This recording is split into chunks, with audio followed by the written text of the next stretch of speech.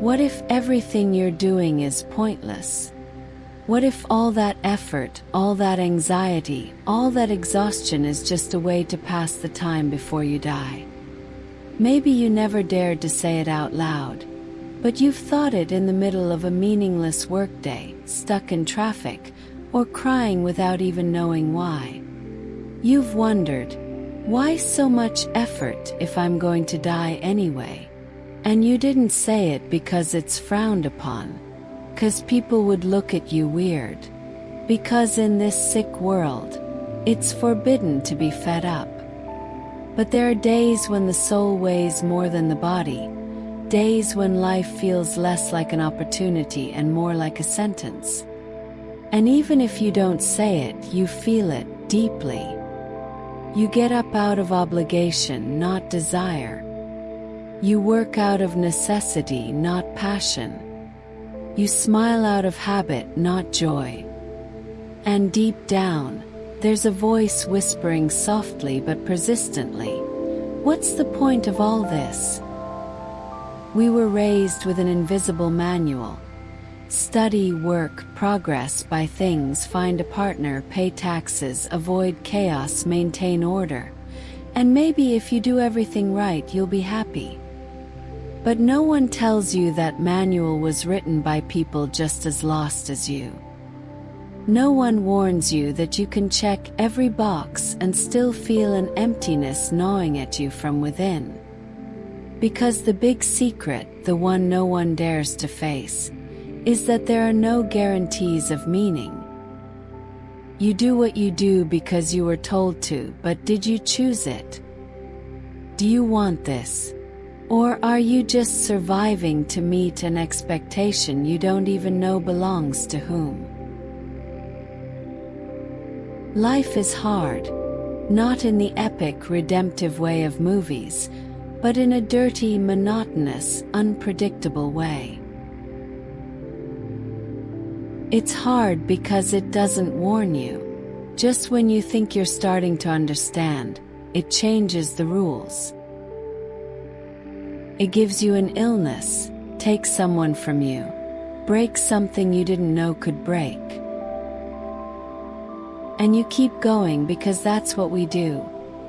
Keep going even when we're broken, even when we see no point, even when we're dead inside. We keep going because instinct is stronger than understanding, because giving up is scary, because we don't know how to stop. And so you live a life you don't understand, working at things you don't love, surrounded by people you don't truly know, wearing masks that have fused to your skin. And all for what? For a paycheck, for retirement, for a tombstone that reads, "Here lies someone who did everything they were supposed to." That's it. That's the grand finale of this show.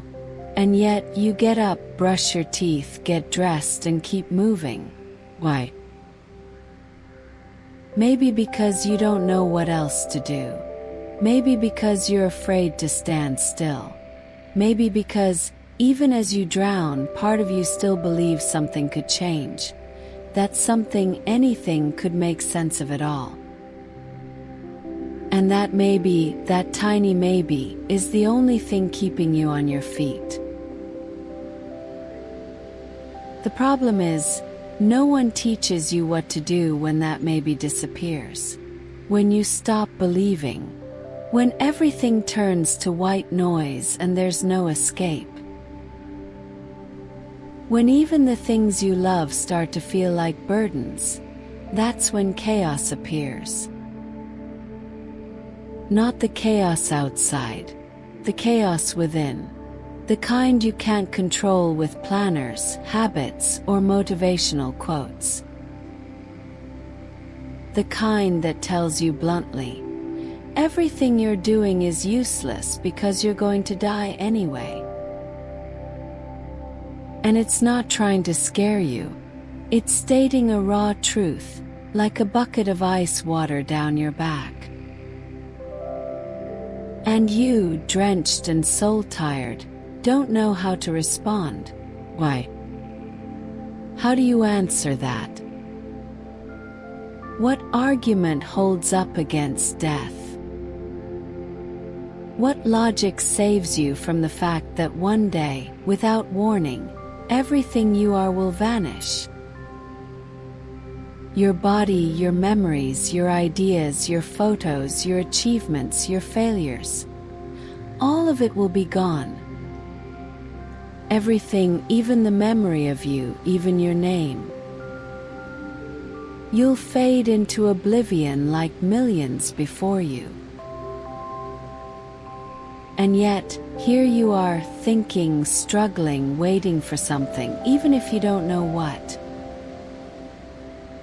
Maybe the real question isn't why so much effort, but why not give up now? And if that question scares you, it's because part of you still wants to live, even if it doesn't understand why.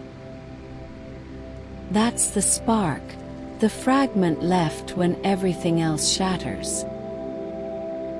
The most honest part of your soul isn't chasing rewards or guarantees. It just wants to keep going, even if only one more step, just to see what's beyond this abyss.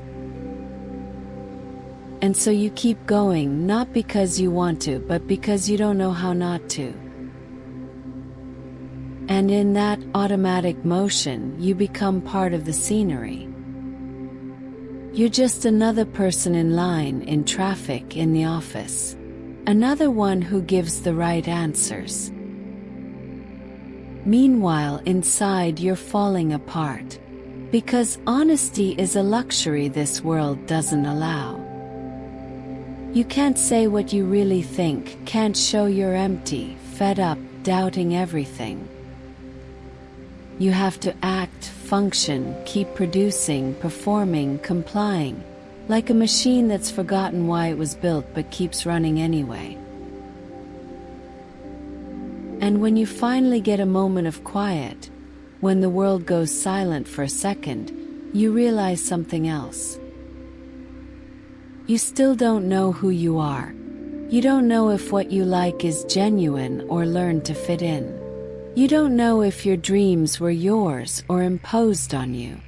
You don't know if the love you have is real or just fear of being alone. You don't know if you're living or just avoiding thoughts of death. And that's when the silence becomes unbearable, because in noise you can hide, but in silence you have to face yourself. And what you see you don't like. You see someone exhausted, broken, weighed down by unmet expectations, unhealed wounds, promises that never came. Do you see someone who once believed in things? In love, friendship, justice, God, the future, but who let go of it all, piece by piece, like dropping weight to run faster?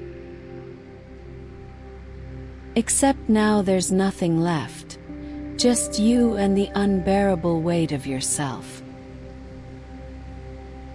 And when that happens, when meaning fades and the noise no longer distracts, the void appears. That void isn't sadness. Sadness has shape, causes, a name. The void doesn't. The void is silence, nothingness. A white wall with no doors. And the worst part isn't that it hurts, it's that it doesn't hurt anymore. You can look at your life and feel nothing. You can look at someone you love and feel distant. You can look at the sky, the city, the night, everything, and feel untouched, like a ghost in your own body. And in that moment you understand what absurd really means. It's not some fancy word philosophers use. It's a concrete feeling. It's living with the knowledge that everything will die, but living anyway. It's knowing there's no ultimate meaning, but washing your face and getting up regardless. It's understanding there's no reward but still betting. And you ask, why? Why keep going if I know there's no happy ending? Because even if everything is doomed, there's something in you that refuses to disappear, something that won't surrender so easily. It's not hope, it's not optimism, it's something more primal, more visceral. It's the impulse to be alive, the flame that stays lit even in the storm. And that flame, however small, is what connects you to life, to possibility, to the unknown, to moments you never saw coming but that change everything. Because yes, life, with all its cruelty, all its brutality, sometimes has the audacity to surprise you, to give you an instant that justifies it all. A real laugh, a gaze that pierces you, a song that splits your soul, a night you never want to end. You know it's fragile, that it'll end, that it'll break, but you cling to it anyway because in that moment you finally feel alive. And so you understand, you're not alive for some eternal purpose. You're alive for the flashes, the moments that ignite the gray, the small rebellions against the void. For every time you broke and didn't die. For every time you said, I can't do this anymore, and kept going anyway. That's the real act of resistance, not cheating death, but staring it in the face and saying, yes, I know you're coming, but not today. And maybe that's what living is, knowing everything will die, but choosing to live anyway. Not because it makes sense, not because it's worth it, but because you're here, because you're still breathing, because there's still something, anything that won't let you give up. And that, even if you don't realize it, is already a kind of victory. Sometimes what you feel isn't sadness, it's rage. A silent rage that doesn't scream but consumes you from within. Rage at being thrown into this world without consent, without instructions, without a safety net. Rage at time that races forward, at routines that turn you into a stranger, at promises never kept, at the injustice of living on a planet where beauty exists alongside hunger, senseless death, children crying in the dust, elders forgotten in wheelchairs, violence on the corner, betrayal in bed, abandonment in unanswered calls. And yet we keep going. They demand it, repeat it. Be strong, don't cry, everything happens for a reason, move on. But no one tells you what to do with the anger, so you swallow it like everything else, because you've learned that feeling too much is dangerous, that vulnerability is exposure, that crying is weakness. So you smile, joke, work, greet, play the game. But inside there's a scream that never stops. A scream that says, this isn't fair. It's not fair, the pain you've been handed. It's not fair what you've lost. It's not fair, the abandonment you've endured. It's not fair, the fear you grew up with. It's not fair to live carrying wounds no one sees but that bleed all the same. It's not fair to have to build meaning from scratch every day, with no certainty you're doing it right. It's not fair to feel alone, even surrounded by people. It's not fair to have to hold yourself together when you're already falling apart. And yet you do it. Day after day, even if no one notices, even if no one thanks you, even if it feels pointless. And maybe that's your real power. Because there's a secret strength in those who suffer but don't surrender.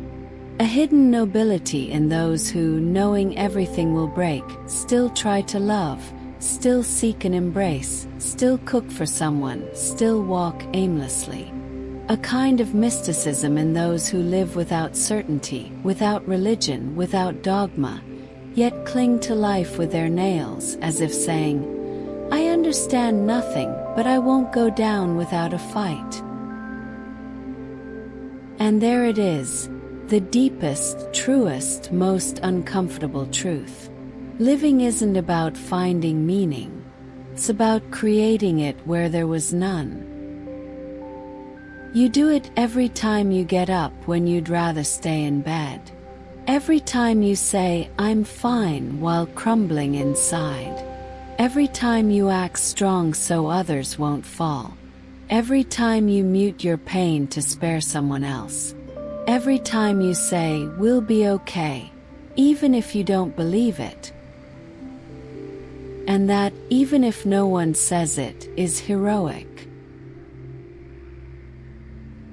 But how much longer can you hold on like this? How many more days can you pretend everything's fine before you break? How many more times can you wear the mask without forgetting your real face? Because there comes a point when you're tired. A point when you need someone, anyone, to look you in the eye and say, I get it. I know you're exhausted, I know you're broken, but I'm here. And if no one does, you have to say it to yourself. You have to be that voice, that hand, that refuge. Because if you wait for the world to save you, you'll die waiting. The world won't rescue you. It's too busy being cruel, too lost in its own noise. It's you against the chaos. And in that battle, one thing will always hurt. Knowing life owes you nothing, but still wanting something from it. You want a little peace, a little truth. You want this madness of existing to mean something. Not just enduring until the end. Not just waiting for death with dignity. And that hope, as stupid as it seems, is sacred, because it proves something inside you still refuses to resign, still wants more. Not more things, not more success, not more likes. More life, more meaning, more fire, more connection, more intensity. Something that pierces you. Something that wakes you up. Something that makes you say, This is it. And you don't know when it'll come. Might never come. But you search anyway, risk anyway, try anyway. Because you're human. Because you're made of scars and stubbornness. Because you're broken, yes, but you still shine. And so here we are after all of it. After the noise, the rage, the void, the exhaustion. Here you are, still alive, still breathing, still wondering if all this effort is worth it. If there's some reward at the finish line. If it wouldn't be easier to let go, surrender, turn everything off and sleep forever. And I won't lie to you. There are no guarantees, no promises, no manual. Just one brutal truth. You will die. Me and you and everyone. And when that time comes, nothing material will matter. Not your salary, not your image, not your stats, not your degrees. Only what you did with the time you had. The small flames you lit in the dark. What you loved, what you said when you were afraid, what you cared for when no one was watching. That's all. Nothing more. And yet, knowing that you choose to live, that's the part no one can fully explain. That the world is full of pain, chaos, death, but also moments that give you back your soul. 3 a.m. conversation, a song that shatters you, a hand that holds you, an ordinary day where, for some reason, you feel at peace. And so you understand, it's not about defeating death. It's about mocking it every day, dancing in the middle of disaster, laughing with a broken heart, loving knowing it will all end, because that's what it means to truly live. And if you're here, if you're stuck in this absurd game called existence, play it all the way. Scream, love, create, bare your chest. And if you have to fall, let it be with dignity. Let no one say you passed through this world without burning. And if this message resonated with you, if you recognized yourself in even one line, subscribe to the channel. You've just found more chaos, more questions, more truth. Because sometimes we don't need answers, just someone to say, I feel this too. And if you want to keep exploring, the next video is already waiting on screen. I'll see you there. See you in the chaos of the fire.